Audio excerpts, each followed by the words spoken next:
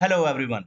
इस वीडियो में हम समझेंगे सी शार्प क्या है, सी शार्प के यूजेस, डॉट नेट क्या है और इसका रोल क्या है, सी शार्प और डॉट नेट के बीच क्या डिफरेंस है और सबसे इम्पोर्टेंट, सी शार्प और डॉट नेट मिलकर एक सॉफ्टवेयर या प्रोग्राम कैसे बनाते हैं।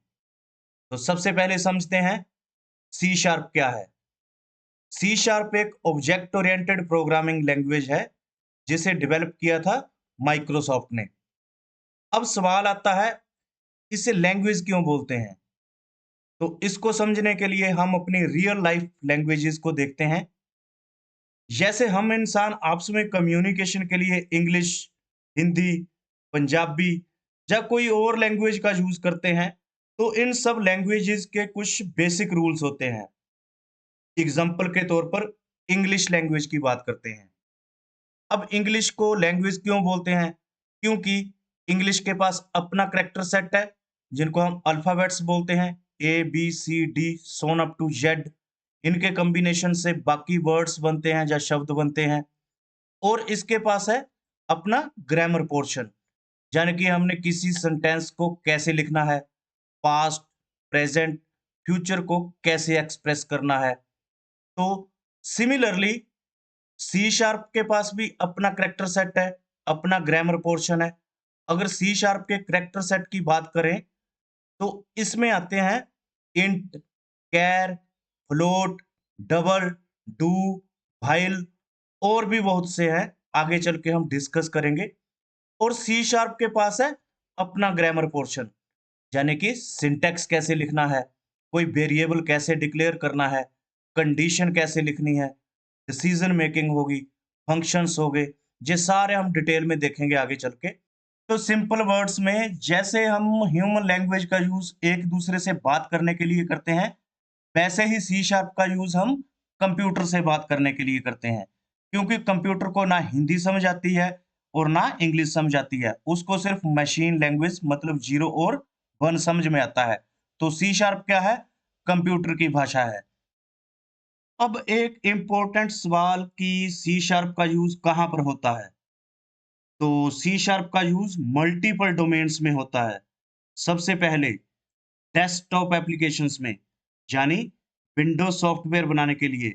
दूसरा, वेब डेवलपमेंट में, यानी वेबसाइट्स के बैकएंड बनाने के लिए। तीसरा, गेम डेवलपमेंट में। अगर आपने यूनिटी इंजन का नाम सुना है, तो उसमें सी शार्प का यूज होता है गेम्स बनाने के लिए। चौथा, मोबाइल एप्लीकेशंस बनाने के लिए। तो सिंपल बात है, अगर आप सी शार्प सीखते हैं तो आपके लिए मल्टीपल करियर डोमेन्स ओपन हो जाते हैं। अब एक इम्पोर्टेंट सवाल, सी शार्प में लिखा हुआ कोड कंप्यूटर तक कैसे पहुंचता है? यहीं पर आता है डॉट नेट। डॉट नेट की अगर बात करें, तो सबसे पहले याद रखना, डॉट नेट कोई प्रोग्रामिंग लैंग्वेज नहीं है। डॉट नेट है एक प्लेटफॉर्म, एक फ्रेमवर्क, जो आपको प्रोवाइड करता है टूल किट्स, लाइब्रेरीज, गाइडलाइंस, जिससे आपकी जो सॉफ्टवेयर डेवलपमेंट की प्रोसेस होती है वो आसान हो जाती है। अब देखते हैं डॉट नेट के की कंपोनेंट्स है क्या।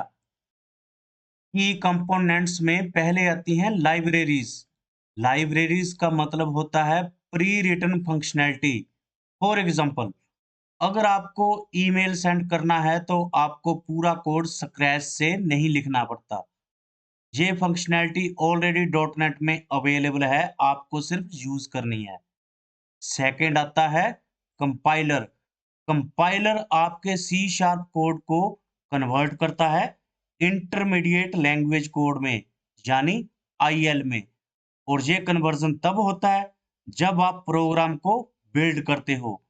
तीसरा, सबसे important, C L R, common language run time. मतलब ये क्या करता है, इसको बेसिकली बोलते हैं हार्ट।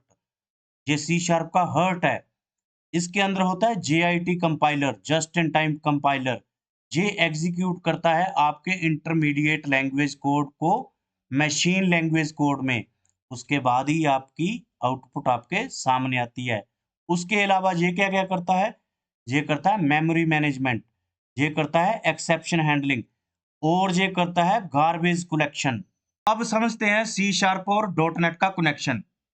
सी शार्प एक लैंग्वेज है जिसमें आप लॉजिक और इंस्ट्रक्शंस लिखते हो, और डॉट नेट एक प्लेटफॉर्म है जो उस कोड को, उन इंस्ट्रक्शंस को रन करने के लिए टूल किट और एग्जीक्यूशन इंजन प्रोवाइड करता है। इसको एक एग्जांपल से समझते हैं। सपोज आपको मैगी बनानी है, लेकिन आपको बनाना नहीं आता, तो आपके पास एक रेसिपी होगी जिसमें इंस्ट्रक्शंस होंगी। एक पैन लो, पैन में पानी डालो, गैस ऑन करो, गैस को ऑन करो, पैन को गैस पर रख दो, अब मैगी डाल दो, 2 मिनट तक उबालो, मसाले डाल दो। और साथ में आपको एक किचन भी चाहिए जहां गैस, पानी, पैन सब अवेलेबल हो। तो इस एग्जांपल में सी शार्प एक रेसिपी है और डॉट नेट एक किचन है। सो रेसिपी के बिना आपको स्टेप्स नहीं पता कि कैसे मैगी बनानी है, और किचन के बिना आप बना नहीं सकते। बिल्कुल वैसे ही सी शार्प और डॉट नेट मिलकर एक सॉफ्टवेयर या प्रोग्राम बनाते हैं। अब फाइनली बात करते हैं सी शार्प और डॉट नेट मिलकर एक सॉफ्टवेयर कैसे बनाते हैं। तो आपने सी शार्प में कोड लिख लिया। अब अगला काम है डॉट नेट का। सी शार्प में आपने कोड लिखा, उसको बिल्ड किया, तो डॉट नेट का कंपाइलर उस कोड को कन्वर्ट कर देगा इंटरमीडिएट लैंग्वेज में। याद रखना, ये तब होता है जब आप कोड को बिल्ड करते हो। उसके बाद डॉट नेट का ही अगला कंपोनेंट जिसको बोलते हैं CLR, common language run time, इसका एक पार्ट JIT कंपाइलर उस इंटरमीडिएट लैंग्वेज कोड को कन्वर्ट करेगा मशीन लैंग्वेज कोड में, और मशीन लैंग्वेज कोड को फिर एग्जीक्यूट करेगा। एग्जीक्यूट होने के बाद आपके लिखे हुए प्रोग्राम की आउटकम या आउटपुट आपके सामने आती है। पर यहाँ पे क्वेश्चन आता है कि आपने सी शार्प में कोड लिख लिया, कंपाइलर डॉट नेट का आ गया, उसने उसको इंटरमीडिएट लैंग्वेज कोड में कन्वर्ट कर दिया। फिर डॉट नेट का अगला कंपोनेंट CLR, उसके JIT कंपाइलर ने इसको मशीन कोड में कन्वर्ट कर दिया। पर ये इन्वायरमेंट मिलेगा कहाँ आपको, जहाँ पे आप कोड लिख सकें, उस कोड को एग्जीक्यूट कर सकें? तो उसका सॉल्यूशन है विजुअल स्टूडियो। तो नेक्स्ट वीडियो में हम सीखेंगे विजुअल स्टूडियो को कैसे इंस्टॉल करते हैं, और dot net plus C sharp का इन्वायरमेंट कैसे सेटअप करेंगे। इस वीडियो में सिर्फ इतना ही। Thanks for watching.